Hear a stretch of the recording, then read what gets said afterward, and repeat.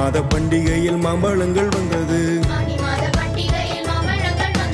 மாவடி மாம்பழங்கள் வண்டிகளில் வந்தது. மாம்பழ சங்கம் என்று பெயரும் பெற்றது. மான்பாய் பேராயம் வளர்ந்தே வந்தது.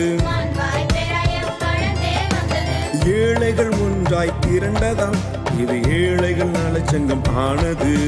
சேர்த்த பணத்தை கொடுப்பதால் கொடுக்கும் கொடை விழா ஆனது.